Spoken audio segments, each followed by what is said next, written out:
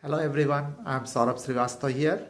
Today I'm going to read chapter 14, The Little Difference Between Failure and Success Make a Big Difference by uh, John Maxwell in book Failing Forward.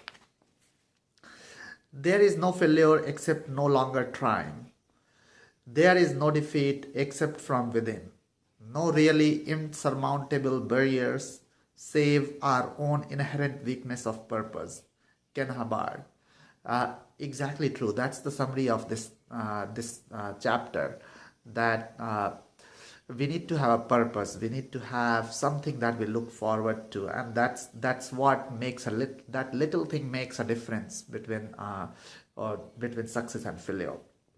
And it starts with most successful people believe that a huge gaping chasm stands between them and success. They suspect deep down that they will never be able to cross that void and get to the other side of achieving their dreams. But I want to let you in a little secret. There is not much difference between failure and success. What creates that difference? Let me share a story with you. You will be able to guess what the difference maker is. The start of an uphill battle. So this is the story about Macy's, how Macy's got founded, and how the R.H. Macy, he went through so many struggles, so many failures, but he kept going on. And it was more than seventh retail business, and then he ventured out in other areas of work in between. Then Macy's was founded and it became successful. So he went to west, he went to east, he went to midwest, he went to and then made changes along the way, and it kept applying the learnings that he had. Father of retail as we know it. As Macy's business grew, he revolutionized retail trade. He can be credited with numerous innovation, inventing the concept of modern department store, making set prices the norm in industry instead of haggling, buying and selling in high volume in order to provide lower prices for customer, introducing modern retail advertising, appointing the first female executive in retail history. So there are so many things that he did, and why he did that. That is the power of persistence. More than anything else, what keeps person going in midst of adversity is having a sense of purpose. It is the fuel that powers persistence. So do we have a purpose? Are we striving towards going somewhere? And that's what is the difference maker. That's what makes it differentiates between being a success or being a failure. And a 4-point plan for approaching achievement that will encourage stamina, resilience in the face of failure. So this is the 4-point plan that John Maxwell is proposing. Purpose, find one. So first of all is we should find the purpose. Always bear in mind that your resolution to succeed is more important than any other thing. Abraham Lincoln.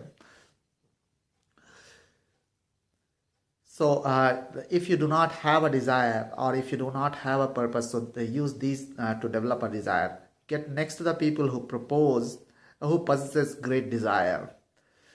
Develop discontent from the status quo. Search for a goal that excites you. Put your most vital possessions into that goal. Visualize yourself enjoying the rewards of that goal. If you follow this strategy, you may not immediately find your ultimate purpose, but you will at least start moving in that direction, and that's important.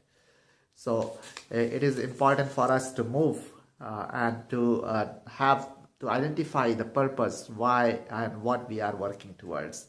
Excuses, eliminate them. So we should.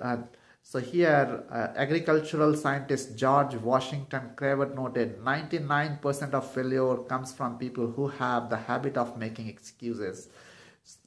Efforts only fully releases its reward after a person refuses to quit. Napoleon Hill. So definitely we have to. So here is the story about Dean Rhodes, who kept declining the offers to invest in different Wendy's, then McDonald's, Chick-fil-A, and Microsoft, but still he is 289th in Forbes list of 400 most successful business owners in America. So no matter how many opportunities you have missed or mistakes you have made, don't ever make excuses. Bite the bullet. Take complete responsibility for yourself and keep trying. Point number 3, incentives. Develop some. So we need to have incentives for each and every. So we have a goal, so bigger purpose in life, but break it down in a smaller chunk of things and incentivize yourself. Walter Illett said, perseverance is not a long race.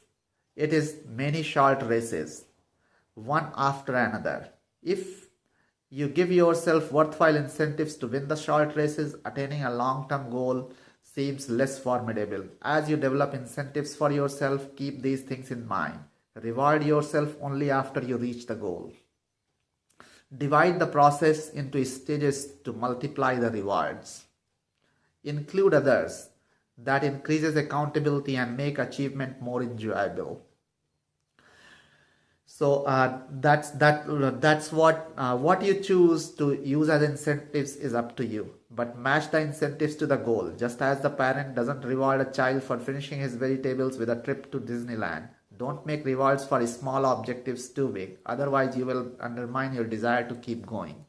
So we need to be careful about the incentives, but we should incentivize ourselves to move on. And fourth and last one is determination cultivated.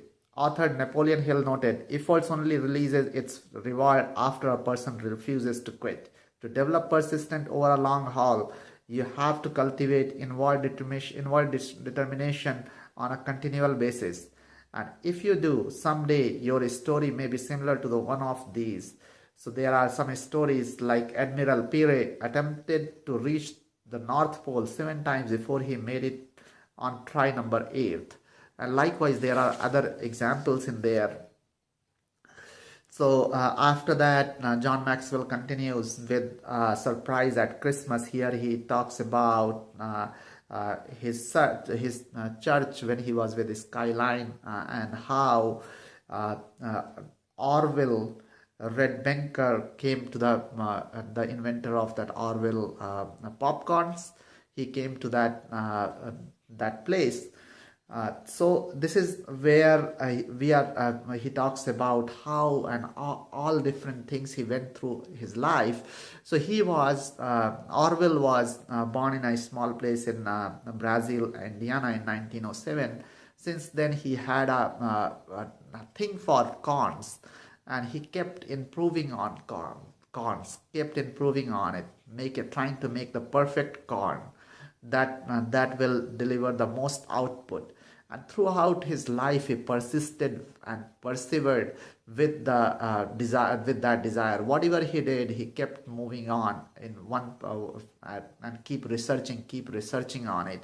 And at the end of it, he was able to make that perfect corn. Finally, in 1965, Orwell perfected his popcorn hybrid. He had a popcorn that outperformed every other variety in popping volume, poppability, and flavor. But his battle wasn't over. So after that, he went over marketing it, and ultimately he sold it. He was 67 when he was able to market his dream. But the difference maker was the persistence that he had as a child, and he persisted through the same dream, and he kept moving on. When asked about his philosophy, he said, "I have followed the classic homespun principles. Never say die, never be satisfied, be stubborn, be persistent. Integrity is must. Anything worth having is worth striving for with all your might." Does it sound corny? Honestly, that's all there is to it. There is no magic formula. And that is very well summed up. that if we follow these principles, then we can achieve whatever we want. If you desire to succeed, realize that there is not much difference between success and failure. If you are willing to be doggedly persistent, you can be a success. That concludes the 14th step to failing forward. Understand there is not much difference between failure and success. Take time to write down your dreams and reasons why you desire to fulfill it. And definitely a must-read chapter, like from a must-read book. And tomorrow I am going to read through chapter 15. It's what you do after you get back up that counts. Looking forward to reading that and sharing it. Have a nice day. Bye.